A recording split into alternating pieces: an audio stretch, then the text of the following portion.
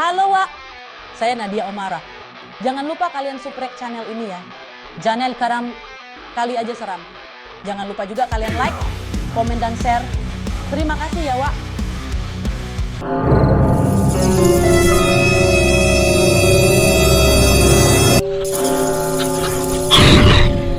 Kali Aja Seram.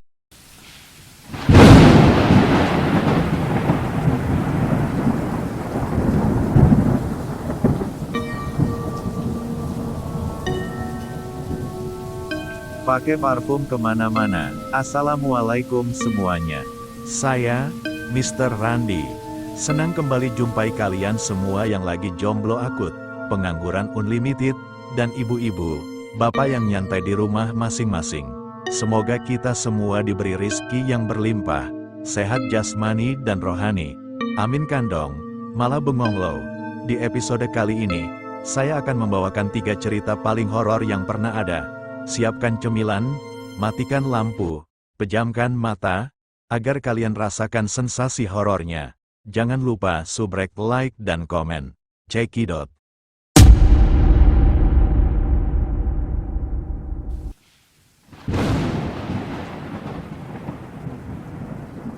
Selalu ada sisi lain dari sebuah rumah sakit yang tak kasat mata, sebuah misteri yang tersembunyi di balik hiruk-pikuk aktivitas sehari-hari.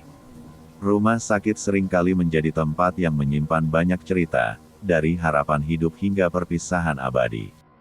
Namun, di salah satu rumah sakit yang terkenal di kota ini, cerita mistis menjadi bagian dari keseharian yang tak terelakkan. Malam-malam yang mencekam, suara-suara tak wajar, dan penampakan yang mengganggu membuat para staf dan pasien bergidik ngeri. Tapi, tak ada yang lebih menakutkan daripada kejadian di lantai 5, sebuah tempat yang tak hanya kosong secara fisik, namun juga penuh oleh penghuni lain. Sebelum kita masuk ke cerita, silakan klik tombol subrek, like, dan komen ya. Markijut, mari kita lanjut. Rumah Sakit Angker. Halo, assalamualaikum warahmatullahi wabarakatuh. Sobat Karam Kali Aja Seram, dimanapun kalian berada. Hai. Malam ini gue akan bercerita tentang sebuah kisah horor yang berasal dari Surabaya.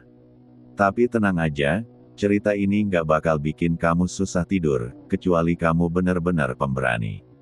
Cerita ini datang dari sahabat gue sendiri, Samuel. Awalnya, Samuel pengen jadi narasumber langsung di podcast ini, tapi karena dia lebih milih gue yang cerita, maka malam ini gue bakal nyampein pengalaman seram dia. Sebelum kita mulai, buat yang belum subscribe, like, komen, dan share, segera lakuin ya. Biar makin banyak yang tahu cerita-cerita serem kita. Mulai dari Samuel dan rumah sakit itu. Jadi, kisah ini bermula ketika Samuel, sahabat gue, bekerja di sebuah rumah sakit baru di Surabaya. Samuel sebelumnya bekerja di bank, tapi karena ibunya sakit keras, dia memutuskan untuk berhenti dan merawat ibunya di rumah sakit. Sayangnya, ibunya meninggal dunia, dan Samuel nggak punya pekerjaan lagi. Selama beberapa bulan dia menganggur, hingga akhirnya seorang teman sekolahnya memberitahu ada lowongan di rumah sakit baru itu. Samuel, yang sudah kepepet, langsung melamar. Pas pertama kali datang ke rumah sakit itu, Samuel merasa ada yang nggak beres. Ternyata, rumah sakit itu dibangun di atas lahan bekas pabrik yang pernah terbakar abis, dan kabarnya ada beberapa korban jiwa saat kebakaran terjadi. Tapi karena Samuel butuh kerja, dia nggak terlalu memikirkan hal itu dan tetap lanjut. 3 minggu bekerja dan hal aneh mulai terjadi. Setelah beberapa minggu bekerja, Samuel ditempatkan di bagian housekeeping. Tugasnya termasuk mengganti spray, mengurus jenazah, dan kadang-kadang membantu di ambulans. Suatu hari, rumah sakit mendapatkan panggilan, code blue, artinya ada pasien dalam kondisi kritis. Samuel ikut membantu tim medis yang berusaha menyelamatkan seorang kakek dari Solo, tapi sayangnya, nyawa kakek itu nggak tertolong. Anak kakek itu memutuskan untuk membawa jenazah ayahnya kembali ke Solo, dan Samuel diminta menemani sopir jenazah, Pak Budi, untuk mengantarkan jenazah tersebut. Tanpa berpikir panjang, Samuel setuju karena ada tambahan fee untuk perjalanan itu. Perjalanan seram ke Solo. Di tengah malam, mereka berangkat menuju Solo dengan mobil jenazah. Perjalanan melewati hutan jati yang gelap, dan di sanalah kejadian aneh mulai terjadi. Tiba-tiba, kaca belakang mobil jenazah itu diketuk dari dalam. Samuel dan Pak Budi langsung saling pandang, merinding, tapi mereka memutuskan untuk tetap lanjut. Ketukan itu terjadi lagi. Kali ini, mereka berhenti di pinggir jalan dan memeriksa peti jenazah. Semuanya tampak normal, peti masih tertutup rapat. Meski sedikit lega, mereka tetap merasa ada sesuatu yang nggak beres. Pak Budi akhirnya punya ide gila, dia bilang, "Ayo kita makan nasi goreng yang pedes banget, biar kalau kita takut, kita fokus sama pedasnya, bukan sama ketukan itu." Lucunya, Samuel nggak tahan pedes. Jadi Pak Budi yang makan nasi goreng pedes sendiri, sementara Samuel hanya bisa diam sambil ketakutan. Kembali ke Surabaya, ketukan terakhir. Setelah menyerahkan jenazah di Solo, mereka pulang lewat jalan yang sama. Lagi-lagi, di hutan jati itu, ketukan misterius terdengar lagi. Kali ini, Pak Budi langsung mempercepat laju mobil sambil mencari warung terdekat. Mereka memutuskan untuk menempelkan koran di kaca belakang supaya nggak melihat ke dalam. Akhirnya, setelah perjalanan panjang dan penuh ketakutan, mereka tiba di rumah sakit dengan selamat. Namun, pengalaman malam itu nggak akan pernah dilupakan Samuel. Bahkan sampai sekarang, dia nggak pernah mau mengantar jenazah lagi. Setelah perusahaan rumah sakit mendatangkan paranormal untuk membersihkan gangguan-gangguan mistis, suasana mulai terasa tenang kembali. Paranormal tersebut mengatakan bahwa ada beberapa entitas yang terperangkap di rumah sakit itu. Salah satunya adalah kakek yang sering terlihat di mobil jenazah, dan ibu serta anak yang pernah muncul di lantai 5. Mereka dipercaya sebagai arwah-arwah yang belum tenang dan memiliki keterikatan dengan tempat itu. Sebelum paranormal meninggalkan rumah sakit, ia memberi peringatan kepada staf bahwa meskipun telah dilakukan upaya pembersihan, energi negatif masih bisa kembali jika tidak ada yang menjaga keseimbangan spiritual tempat itu. Maka, rumah sakit harus rutin mengadakan ritual atau setidaknya menjaga sikap hormat terhadap tempat yang sudah lama dihuni oleh banyak kisah dan energi dari masa lalu. Namun, tidak semua karyawan sepenuhnya lega dengan hal itu. Beberapa dari mereka tetap merasa waspada, terutama Samuel. Ia masih merasakan ada sesuatu yang tidak beres, terutama ketika ia melewati lantai 5. Kadang-kadang ia mendengar suara langkah atau bisikan samar, meskipun area itu telah dikosongkan. Suatu malam, setelah acara pembersihan selesai, Samuel yang kebetulan mendapat shift malam, terbangun dengan perasaan aneh. Ia mendengar suara yang sangat familiar, suara dari mikrofon yang mengganggu saat acara di rooftop. Suara itu berbisik perlahan, "Halo," dan terdengar semakin jelas setiap kali ia mencoba mengabaikannya. Suara tersebut seakan memanggilnya, membuat bulu kuduk Samuel meremang.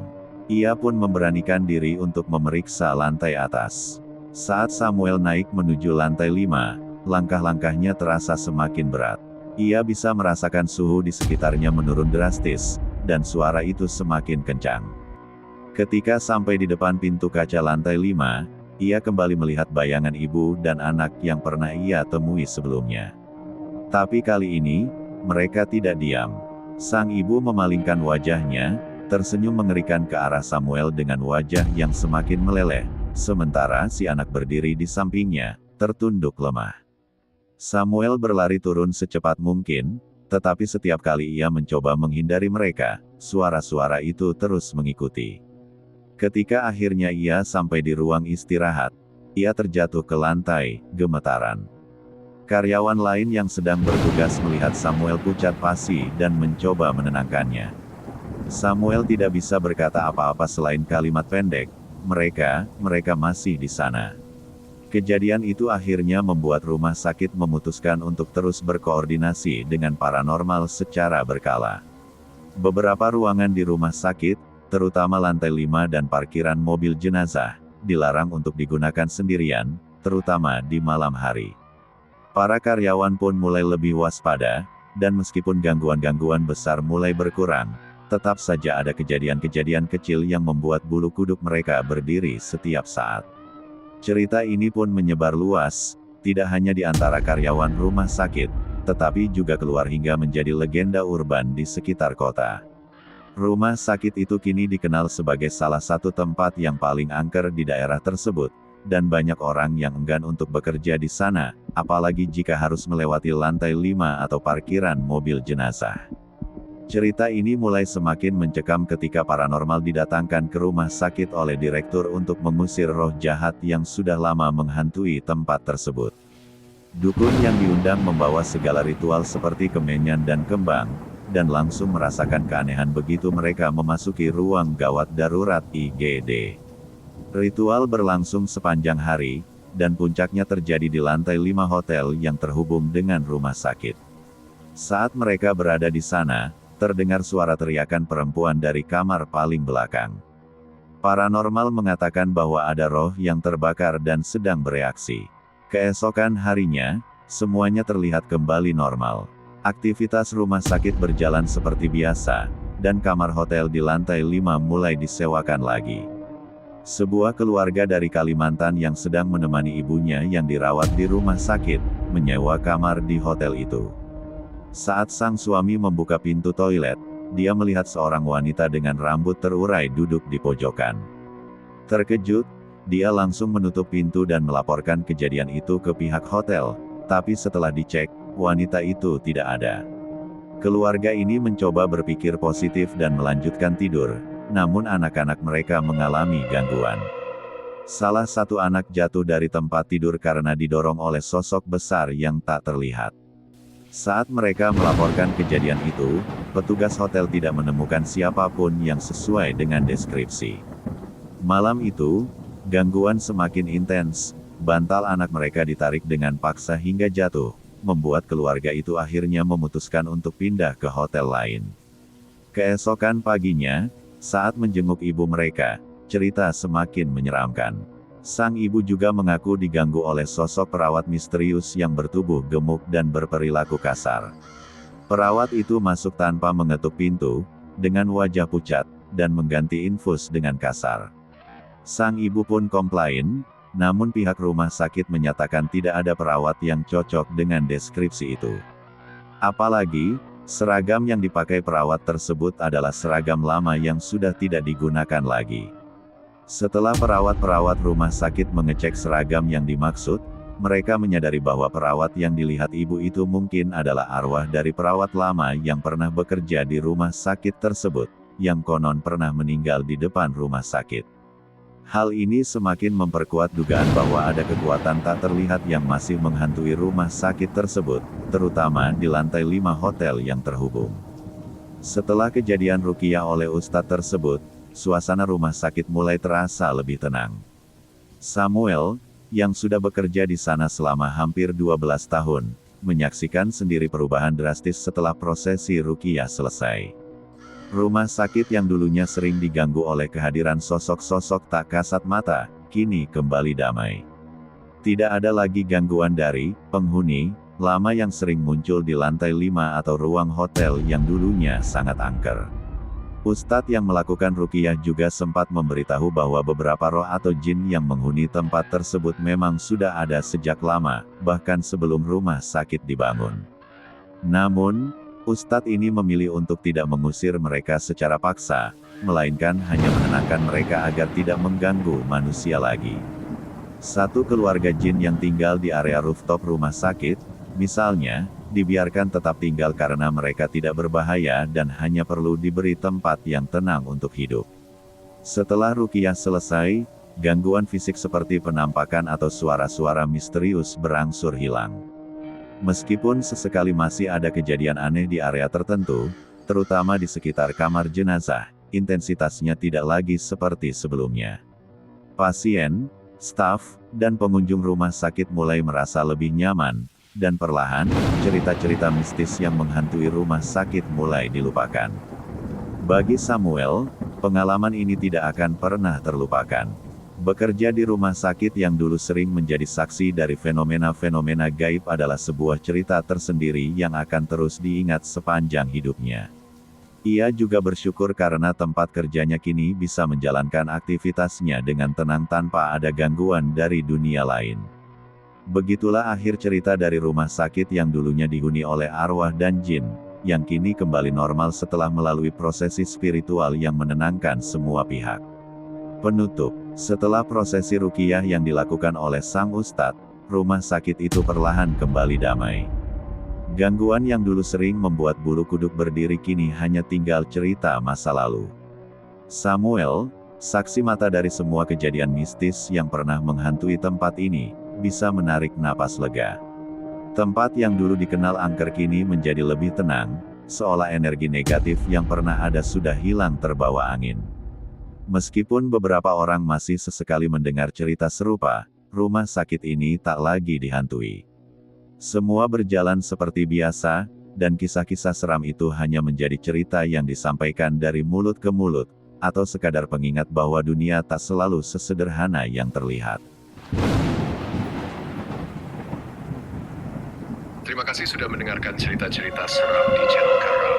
Kali aja seram, jangan lupa untuk tetap mengikuti kami karena masih banyak cerita-cerita horor yang siap membuat bulu kuduk kalian merinding. Sampai jumpa di episode berikutnya, dan ingat, jangan dengarkan sendirian. Semoga cocok.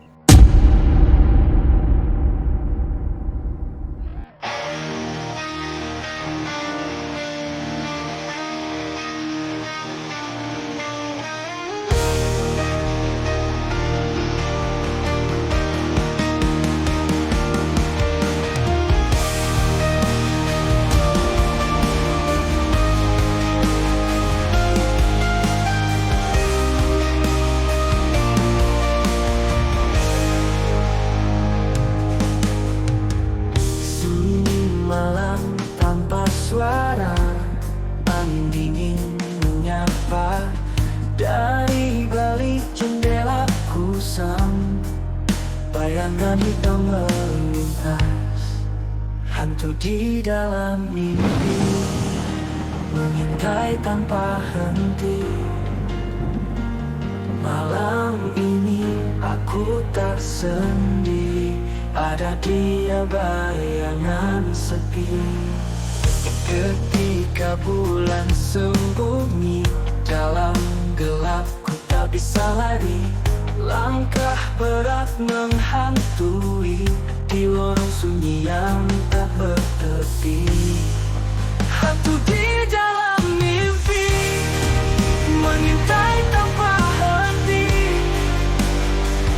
Malam ini aku tak sendiri, ada dia bayangan sepi.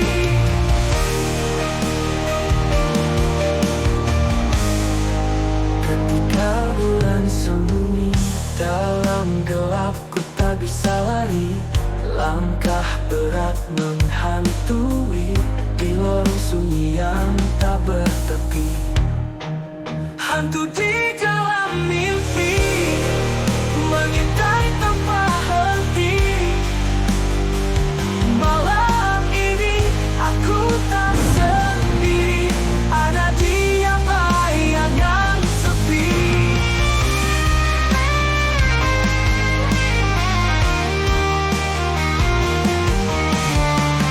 Bisikan dari kegelapan menyebut namaku perlahan. Aku terperangkap tak berdaya dalam bayangan yang tak nyata. Hantu di dalam mimpi mengintai tanpa henti. Malam ini aku tak sendiri, ada dia bayangan sepi. Sunyi kembali melingkup.